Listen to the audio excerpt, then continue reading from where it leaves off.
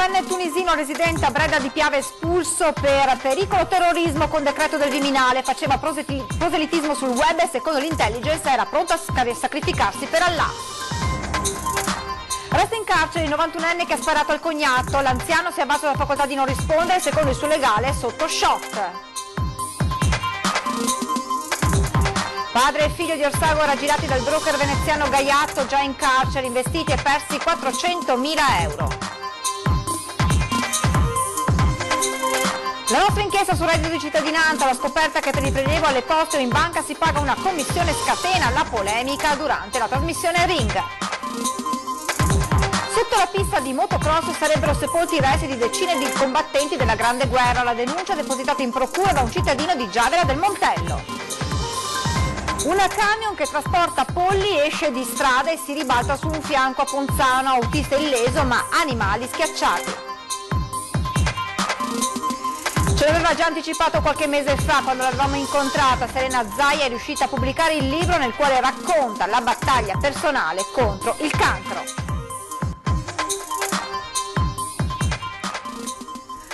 Buonasera e ben ritrovati con l'edizione trevigiana dei telegiornali di Antenna 3. In primo piano dunque il rimpatrio avvenuto ieri di un giovane tunisino residente a Breda di Piave su cui pendeva un procedimento di allontanamento per pericolo terrorismo. Ieri pomeriggio è sbarcato all'aeroporto di Venezia, ma la sua permanenza in Italia è durata solo qualche ora.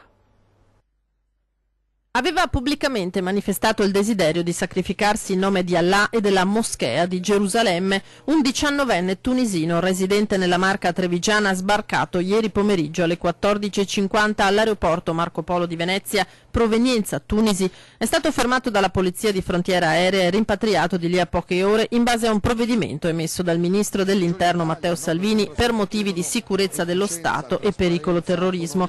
Sul suo profilo Facebook postava commenti di aperta adesione alla Jihad, la guerra santa, lodava il martirio e i mujahideen morti in combattimento, pubblicava messaggi antisemiti. Era stata questa attività di proselitismo via web a dare il via alle indagini della Digos e dell'intelligence antiterrorismo che aveva portato lo scorso 25 gennaio il ministro Salvini a firmare a suo carico un provvedimento di allontanamento e il contestuale decreto di revoca della carta di soggiorno disposto dal questore di Treviso Vito Montaruli. Il 19enne si recava spesso a Tunisi, le sue idee e la sua vicinanza agli ambienti dell'estremismo islamico gli sono costati ieri lo stop e l'immediato viaggio di ritorno in patria. 39 da inizio anno le espulsioni e gli allontanamenti dal territorio italiano, 402 dal 2015, anno in cui, con le stragi di Parigi e la tragedia del Bataclan, il terrorismo islamico irruppe con violenza estrema anche in Europa. E adesso l'omicidio di Silea, perché resta in carcere il 91enne accusato di aver sparato al genero domenica mattina. Il GIP ha infatti convalidato l'arresto. Si è avvalso della facoltà di non rispondere Giovanni Padovan, il 91enne accusato di aver imbracciato domenica mattina a Silea il suo fucile e di aver sparato al genero Paolo Tamai, sembra al termine dell'ennesima lite tra i due. Questa mattina alle 11:30 nella casa circondariale Santa Bona l'udienza di convalida alla presenza dell'avvocato di Padovan Michele Visentin, arrivato per primo per parlare con il suo assistito, ancora sotto shock, riporta il legale. È stata poi la volta del PM Davide Romanelli e del giudice per le indagini preliminari Angelo Mascolo, il primo a lasciare il carcere mezz'ora più tardi. Arresto convalidato, il 91enne resta al momento in carcere nel padiglione sanitario visto l'età avanzata. L'avvocato Visentina aveva chiesto una misura meno afflittiva come quella dei domiciliari, rigettata però dal GIP. Nel frattempo il legale sta valutando se chiedere una perizia psichiatrica. L'accusa contestata è omicidio volontario aggravato dai futili e abietti motivi. Da quanto emerso nelle indagini sembra che tra genero e suocero i rapporti non fossero più buoni da molti anni. Anche domenica mattina, stando al racconto dei vicini, ci sarebbe stata una discussione, si parla di un vociare tra i due qualche minuto dopo lo sparo. Al momento non sono chiari quali siano questi motivi, ma trapela che si possa trattare di questioni legate a rapporti di vicinato. Una situazione tesa che andava avanti da una ventina d'anni, come aveva spiegato il sindaco di Silea Rossella Cendrone, tra i primi a giungere domenica sul luogo della tragedia. Era una situazione già da tempo compromessa di rapporti familiari. Il vicinato probabilmente sarà stata una delle cause, qualche incompatibilità insomma. Intanto è stata dimessa la moglie di Tamai, nonché figlia di Padovan, che era stata ricoverata in ospedale per un malore avvertito subito dopo il dramma. La donna nelle prossime ore potrebbe essere ascoltata dagli inquirenti. Questa mattina infine è stato conferito l'incarico al medico legale, dottor Furlanetto, per eseguire l'autopsia sul corpo di Paolo Tamai, che verrà eseguita domani alle 9. E torniamo alla tragedia di Carano San Marco, con l'ultraleggero precipitato nel terrazzo di una villetta provocando la morte delle 2 persone a bordo, il pilota Mario Ceccato di 70 anni e l'amico 47enne Yuri Bortoli. Il PM Romanelli ha concesso il nulla osta ai funerali di Bortoli, mentre bisognerà attendere ancora qualche giorno per quello di Ceccato. Il pubblico ministero ha chiesto ulteriori informative per chiarire fino in fondo la tragedia di una settimana fa. Intanto non sembrano esserci terze responsabilità nella vicenda. Padre e figlio raggirati dalla società del broker veneziano Gaiatto, già in carcere, i fatti ad Orsago. Una nuova denuncia per truffa si aggiunge alle centinaia a carico del promotore finanziario di 44 anni di Portogruaro Fabio Gaiatto. I carabinieri di Cordignano hanno appurato il raggiro a carico di un carrozziere di 52 anni e del figlio 24enne di Orsago, che alla società a cui faceva capo il trader veneziano hanno versato in diverse tranche circa 40.000 euro in contanti, con il miraggio di un guadagno facile e soprattutto sicuro, come gli altri 3.000 clienti rimasti beffati. I fatti risalgono al 2017, quando il carrozziere, inizialmente restio, si era lasciato convincere a piazzare i primi 15.000 euro da un rappresentante suo amico che lo aveva indirizzato a uno dei broker di Gaiatto, allora a capo del Venice Investment Group. Sullo smartphone poteva seguire l'andamento estremamente positivo del suo investimento, tanto da affidare all'individuo altri 15.000 euro e convincere anche il figlio a fare altrettanto con 10.000, salvo poi scoprire nel settembre del 2018 la condotta di Gaiatto, ora in carcere a Tolmezzo. L'entourage del 44enne aveva cercato di minimizzare, raccontando al carrozziere che i broker della società si erano incontrati a casa sua per festeggiare perché le accuse stavano sfumando. Nulla di più falso, padre e figlio hanno presentato denuncia, al vaglio anche la posizione dei 2 intermediari. Ed ora la nostra inchiesta sul reddito di cittadinanza, la scoperta che per il prelievo alle poste o in banca si paga una commissione, ha scatenato una bufera politica ieri sera nel corso della nostra trasmissione Ring. La commissione è una cosa ridicola oltre che scandalosa, perché significa che siccome sono circa 1 milione, 1,5 milioni le persone che detengono questa tessera, se ognuno di loro preleva 5, 10, 15 volte all'anno, vuol dire che le banche incasseranno qualche decina di milioni di euro dal reddito di cittadinanza. Quindi un provvedimento nato per i poveri che va ad arricchire le banche. Poche ore e la bufera è servita. Il balzello sul sussidio è già stato chiamato per i sindacati una contraddizione in termini, per gli avversari politici un'assurdità. Il prelievo con la card per il reddito di cittadinanza prevede una commissione da 1 euro con le poste e 1,75 euro con gli altri istituti di credito. Tutto secondo riforma, nero su bianco, a saperlo però praticamente nessuno. Possibile che su un aiuto sia prevista una commissione da pagare? Nel mirino degli oppositori il Movimento 5 Stelle. A Ring la polemica si infiamma e il candidato alle europee pentastellato Anthony Candiello cerca di spiegare. Che le banche e tutti gli istituti finanziari siano sempre lì a prendersi qualche commissione da qualche parte è una cosa che sappiamo. Ma non sul reddito di cittadinanza, allora, siamo tutti d'accordo. Sì, no? lo strumento alla fine è uno strumento che passa per questi meccanismi finanziari. E qui possiamo, magari questa è una cosa che si può anche vedere, molto spesso si fanno anche le riforme e si interviene e poi c'è una questione economica, finanziaria, se questi costi vengono poi gestiti dal governo aumentano anche molto di più, cioè questo come dire, è un tipo di costo che poi ricade in piccola parte sul cittadino come avviene altre volte. Per il Movimento 5 Stelle dunque un problema di risorse. Questi interventi sono, come dire, a costo contenuto per le risorse di tutti, ok? Però chiaramente nel momento in cui non ho la disponibilità di spesa come dovrebbe essere in pieno, allora magari ci sono questi contraccolpi. Da Antena 3 l'input è chiaro: muovere i pentastellati veneti per farsi sentire a Roma e rivedere questa contraddizione. Noi siamo le televisioni che hanno raccolto, come sa, mettendo in evidenza sempre il conto corrente della Regione Veneto, nel momento anche Friuli Venezia Giulia, nel momento in cui sono state colpite dal forte maltempo. Quando abbiamo scoperto che c'erano le commissioni, perché i telespettatori ce l'hanno detto subito, abbiamo fatto una forte opera di informazione e questa commissione si è tolta. Pensiamo che debba essere tolta, poi ci sbaglieremo, anche per il reddito di cittadinanza, insomma ci sono altri modi per altre persone, insomma, no? Che potrebbero pagare la commissione. Allora, in questo caso crediamo che non sia... Potrebbe essere, io non sono al governo, ma sicuramente è una cosa importante secondo me. Depositata ieri in procura a Treviso da parte di un cittadino di Giavera del Montello una denuncia per ipotesi di reato di danno ambientale. L'uomo, perito, avrebbe documentato come in una zona sulla quale ora sorge una pista da motocross siano sepolti i resti di decine di combattenti senza nome della Grande Guerra. Il proponente, assistito dall'avvocato Fabio Capraro, nella documentazione alla magistratura ha allegato una serie di fotografie, vedute aeree e rilievi topografici in cui si evidenziano le pesanti perdite di soldati italiani ed austriaci in quella che ancora oggi è chiamata Valle dei Morti, in occasione di una battaglia risalente al giugno 1918. Era l'unico in carcere della banda dell'Audi gialla, la sentenza di secondo grado però lo assolve, non era lui alla guida del bolide che aveva seminato il panico al nord-est.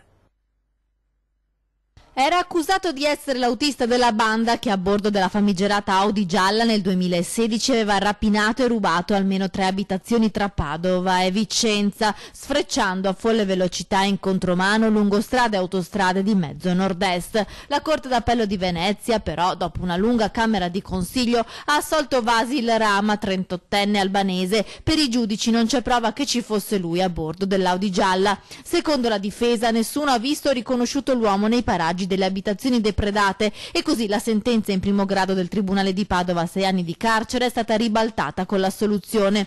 Revocata la misura cautelare in carcere, il 38enne albanese resta comunque detenuto soltanto per finire di scontare la pena di 2 anni patteggiata a Venezia per i reati di ricettazione dell'Audi gialla rubata e per resistenza a pubblico ufficiale durante le fughe del 21 al 22 gennaio del 2016. La rapina di cui era accusato invece risale al 16 gennaio del 2016 a Torreglia nel Padovano, dove ci fu anche un conflitto a fuoco con i carabinieri, poi colpi di Romano di Ezzelino e di Cassola nel Vicentino, a cui seguirono le fughe ad alta velocità tra le province di Venezia e Treviso. L'Audi gialla venne ritrovata poi carbonizzata a fine gennaio in un campo a Donè di Fonte ai confini con il Bassanese. L'albanese, unico arrestato della banda, venne trovato in Grecia. Gli inquirenti avevano identificato anche i presunti complici, ma gli elementi non furono ritenuti sufficienti dal giudice per ottenere una misura cautelare.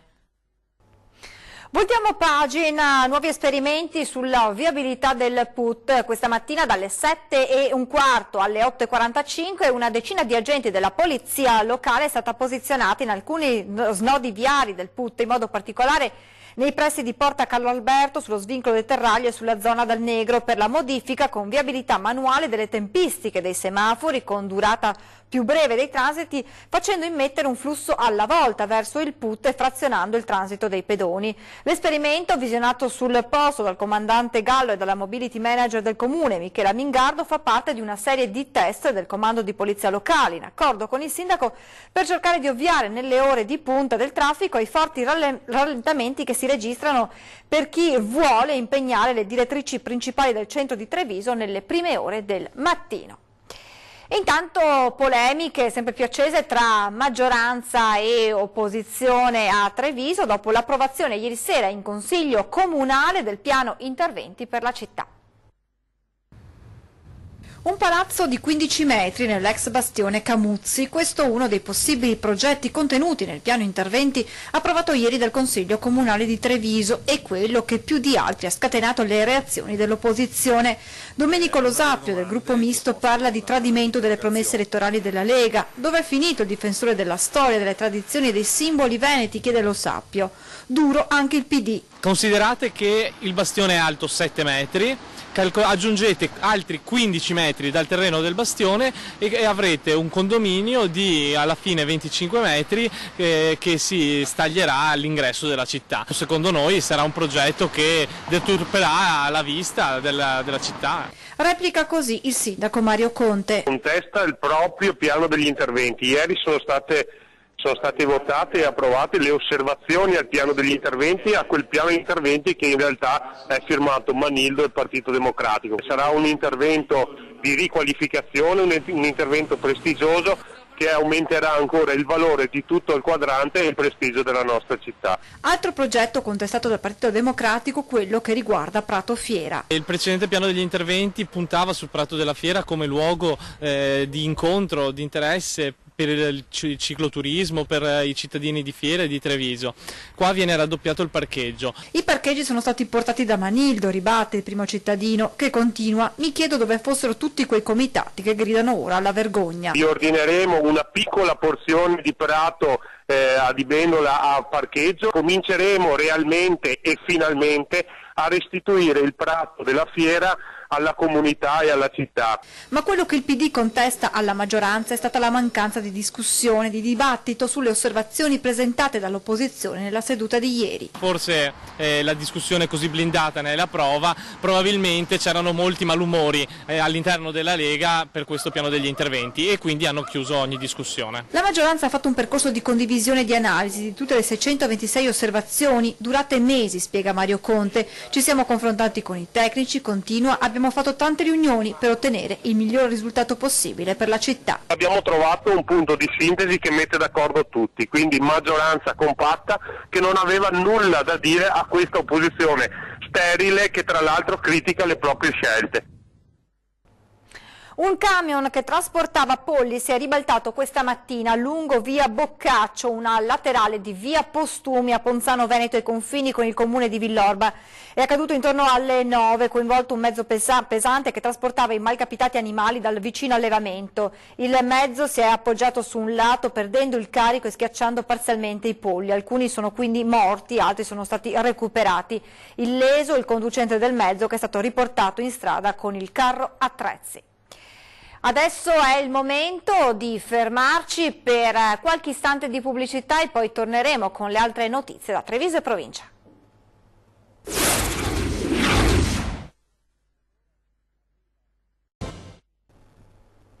Siamo tornati in studio per parlare di un nuovo balzello, così lo definiscono gli artigiani, che incombe sulle piccole aziende. A contenerlo la modifica del codice della crisi d'impresa e dell'insolvenza.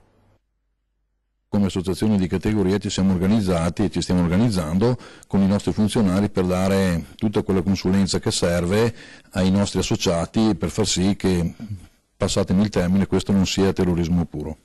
Oscar Bernardi, presidente di Confartigianato di Castelfranco Veneto, definisce così il provvedimento contenuto in finanziaria, la modifica al codice della crisi d'impresa e di insolvenza, che impone anche alle piccole aziende di affidarsi a un revisore che verifichi lo stato di salute dei propri conti.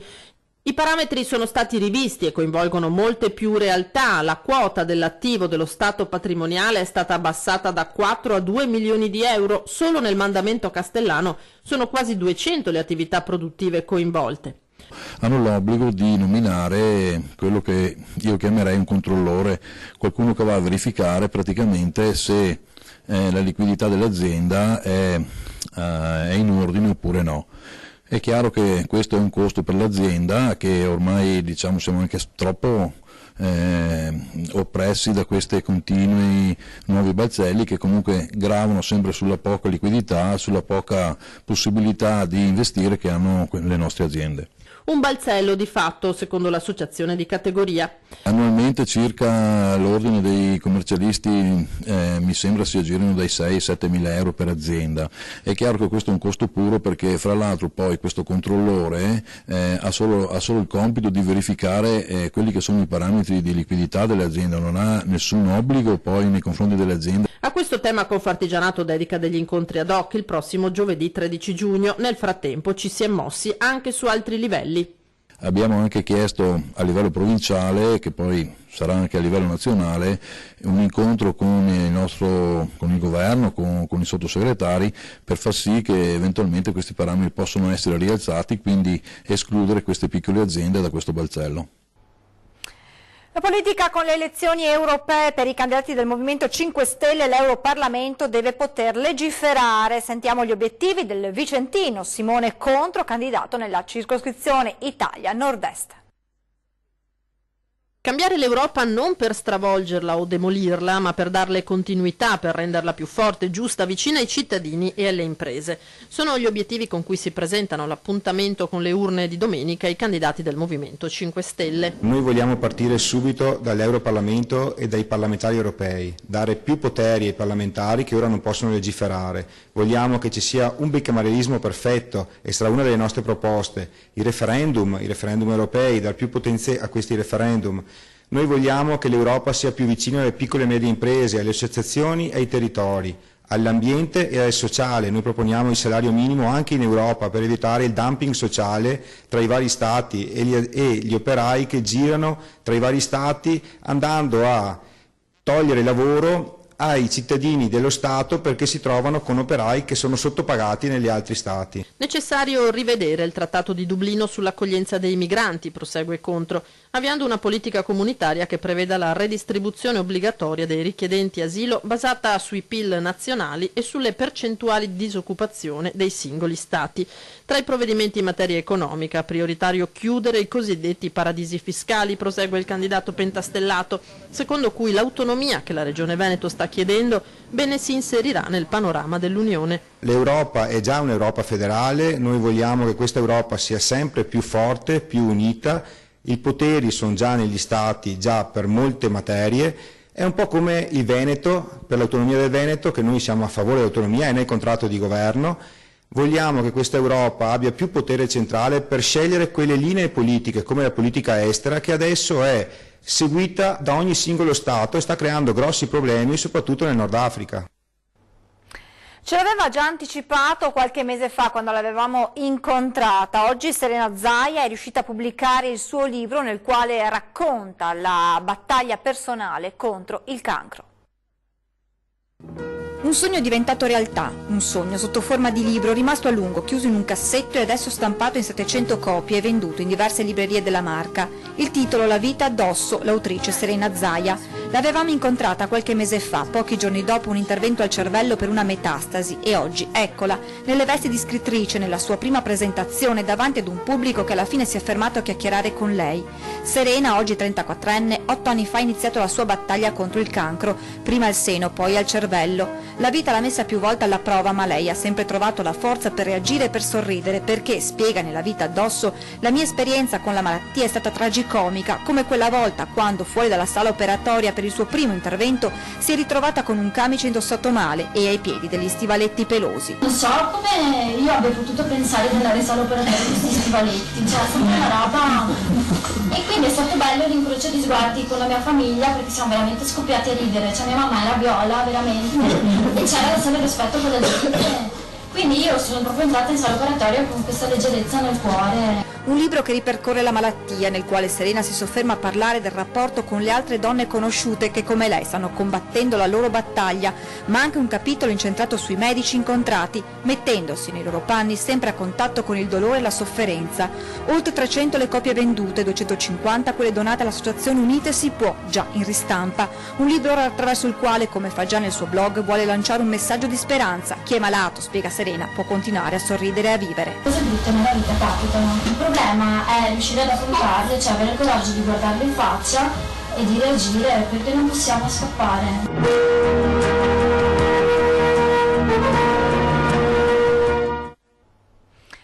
Vi ricordo l'appuntamento con 20:10, tra pochissimi minuti in studio Sergio Berlato di Fratelli d'Italia e Antonio Piarulli del Popolo Partite IVA.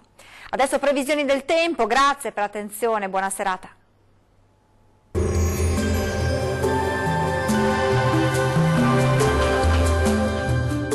Tonus Laboratorio del Piede, centro altamente specializzato nella costruzione di plantari su misura, dedica nuove tecnologie di rilevazione dei carichi posturali per dare voce alla filosofia di benessere che lo caratterizza. Ben ritrovati al meteo. Non si placa il brutto tempo sulle nostre regioni, ci attende un'altra giornata in ostaggio di una spiccata instabilità. Ma vediamo il dettaglio di mercoledì 22 maggio. Sul Veneto andrà meglio al mattino con più sole, dal pomeriggio però aumenterà la nuvolosità con l'arrivo di qualche rovescio, meno probabile tuttavia sulle aree costiere. Temperature minime tra 11 e 15 gradi, massime in aumento, comprese invece tra 18 e 22 gradi. Spostiamoci ora sul Friuli Venezia Giulia, dove avremo qualche pausa asciutta e soleggiata nella prima parte della giornata. A seguire però avremo precipitazioni piuttosto frequenti, in esaurimento comunque entro la nottata. Temperature minime tra 12 e 15 gradi, massime oscillanti invece tra 17 e 21 gradi. Poche novità sul Trentino Alto Adige, con temporali un po' ovunque, ma col passare delle ore andrà un po' meglio e il tempo risulterà più asciutto. Temperature minime tra 9 e 11 gradi, massime in aumento, comprese tra 24 e 25 gradi. Bene, questo aggiornamento meteo per ora termina qui. Arrivederci.